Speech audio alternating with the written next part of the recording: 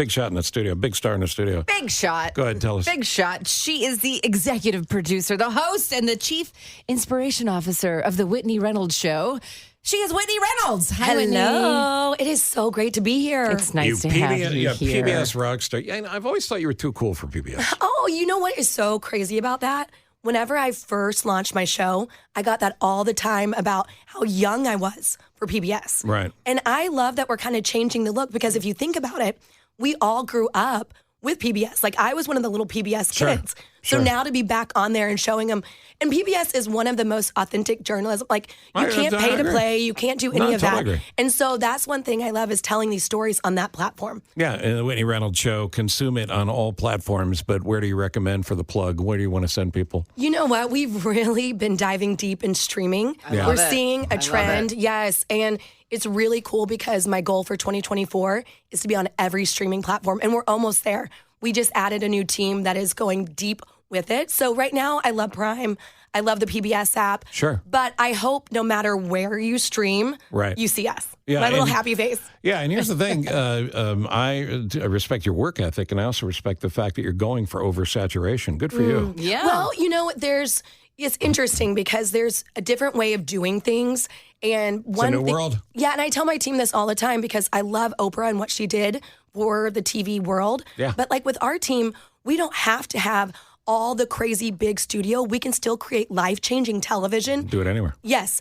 And then it's like, how are people watching it? Well, if we're getting down to the root of our mission, it is to inspire hope through owning our stories. So how do we do that? We get in front of people's TVs the way they're doing it, and that's streaming. Where'd the show come from again?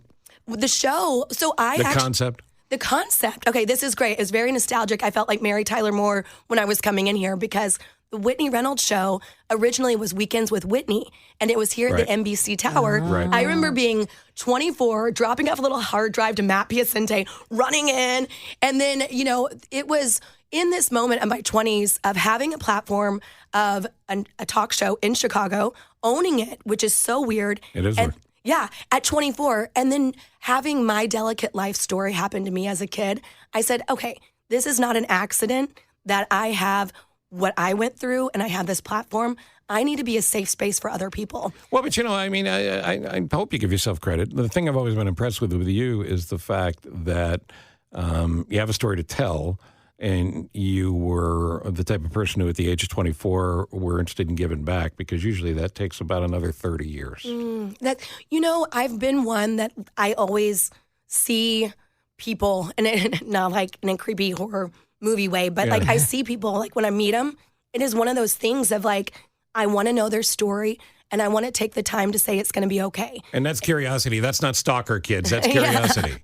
That is very true. Whitney's list is sprung up out of this, the wish list. And Jane, sell it. Well, actually, I want to know about the wish list, but I do have, I want to just commend you. You've got a lot of success. The Emmy, the Telly Award, 40 Under 40 honors. The 40 Under 40 thing is crazy. And the reason I say that is because people forget I own my show, and I am a businesswoman at the end of the day. So I was really grateful for that award. Well, and the thing is, you talked about where the show comes from at 24 and now 12 years later, the guts that you have to create this show and keep driving forward, and the determination to make it work is, believe me, I've worked in TV. It is hard to keep this going, and you've done a great job. And not only have you done a great job with your success, but then bringing those stories to life and helping others. Mm-hmm. So you're inspiring people to do good. And I love that. And that's kind of what the wish list leans into. So tell us about this Christmas wish list. So the wish list was really developed whenever we did a wish list years ago when I was on NBC.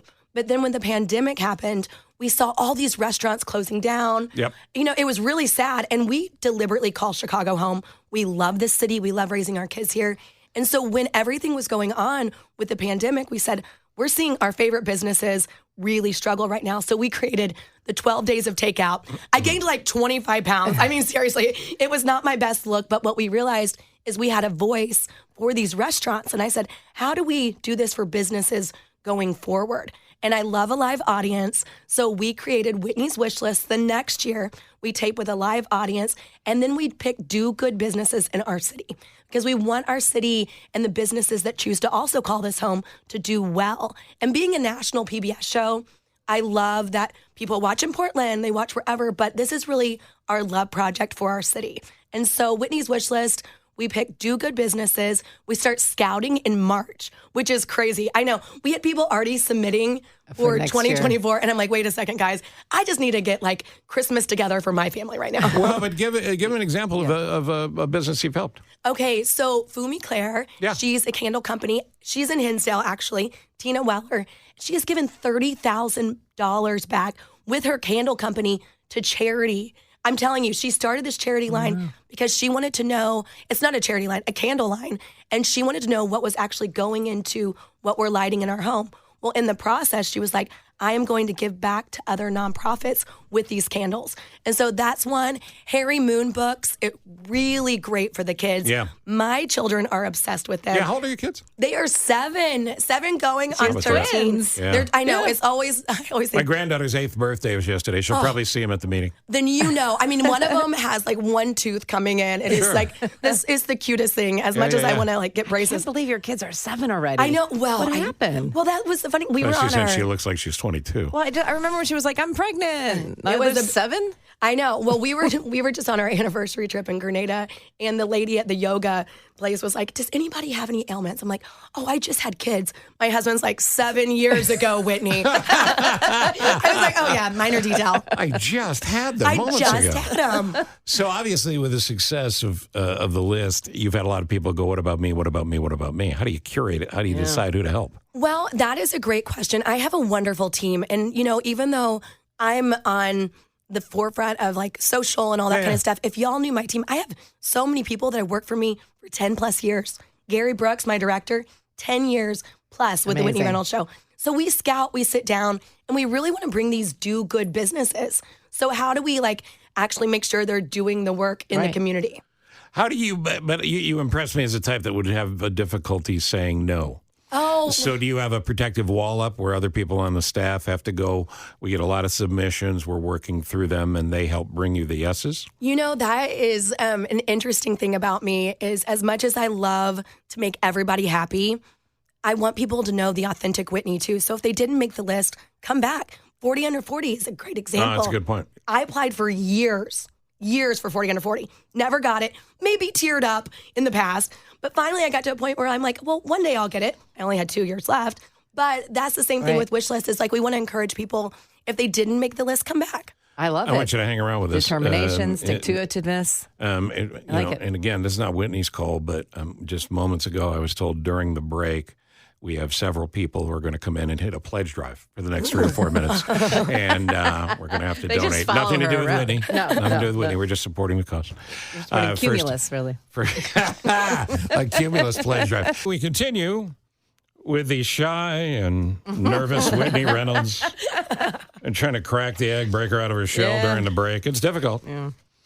Did you do GMA for a while? Were you working on GMA, interning on GMA? You know what? That's where I started. Yes. And it was so funny. I highly recommend investing in nice high heels when you're right out of school. And I know that sounds funny, but I wore the cheapest high heels and my feet today in the streets of New York. You're paying for it. Oh, absolutely. I always think about that time. Any regrets? Yes. Buy the nice high heels for running the streets of New York. No, I did everything they asked me to do. It's really funny because when I was there, I was an intern, but David Muir was not doing the main news, and I got to go do a stand-up with him. Diane Sawyer was there when I was there. So, I mean... Everybody was nice. Everybody. It was crazy. And Emerald Lagasse would make lamb chops in the morning, and they would just send those little leftovers down to the basement, and I would be like, I'll take the cart, and I'd be eating them in the elevator.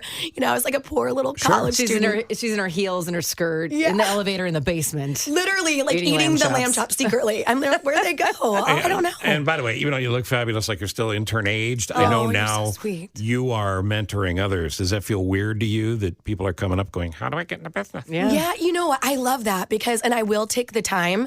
I have noticed that the way I worked hard in my 20s is a little different than some of the other kids I'm seeing. So when I identify someone that reminds me a lot of myself, that's like, I will do anything, just, can I help you with whatever, then I'm like, okay, come on, kiddo, let's go. Because I want to see these next generation kids rise up in the way that we did, where we want to change the world with our voice. Sure. Good for you.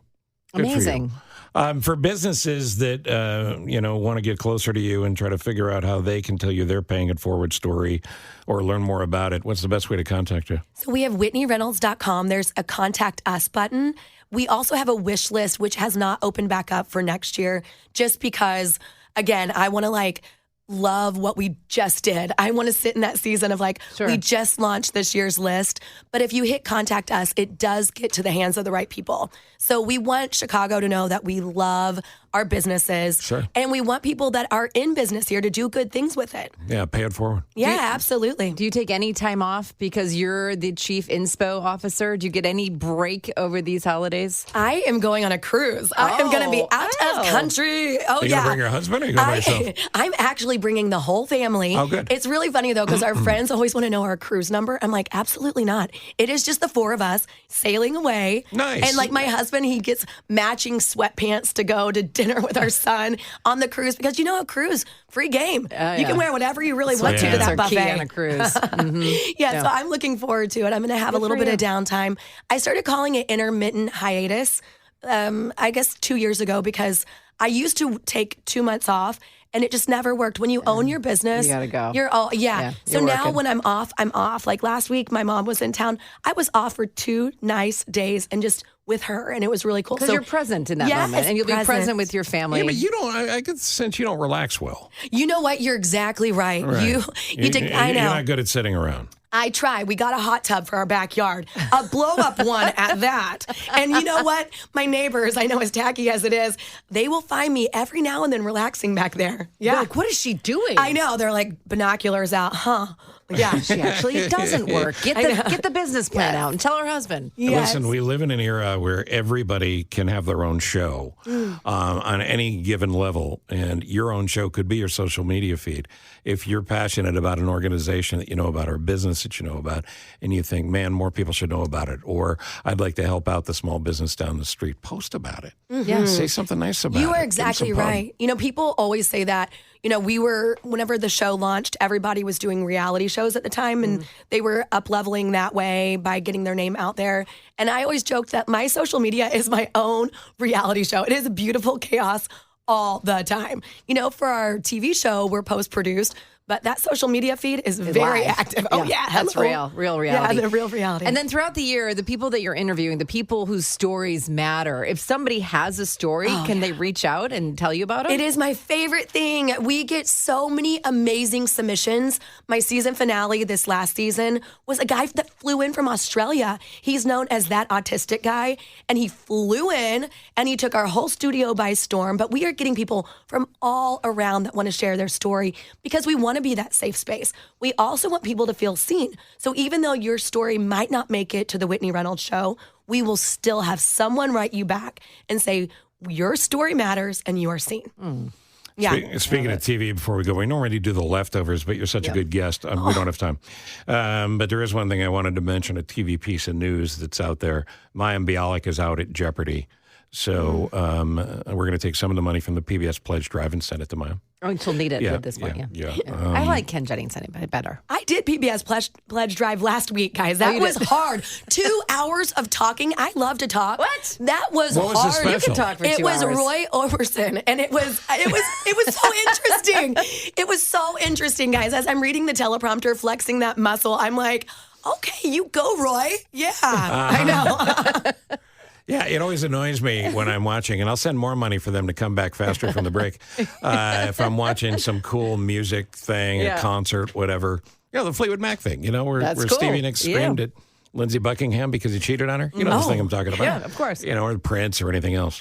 Oh, that was a pledge drive, huh? Yeah, those were pledge drives. Oh, wow. Yeah. Because you get to see the music. Yeah, no, it was really cool. I mean, it was one of those things that I was at a party and people are like, I saw you on Pledge. I'm like, You're oh, like, that's it? Yeah, I know. Did you Not a big, not a contribute? I know. Did you pledge anything? You know what? I just read the prompter, man. I stuck to the prompter. Yeah. There was no ad-libbing. Nope. You got to get it right. Got to get it right. yeah. And for those that support PBS, good for you as well.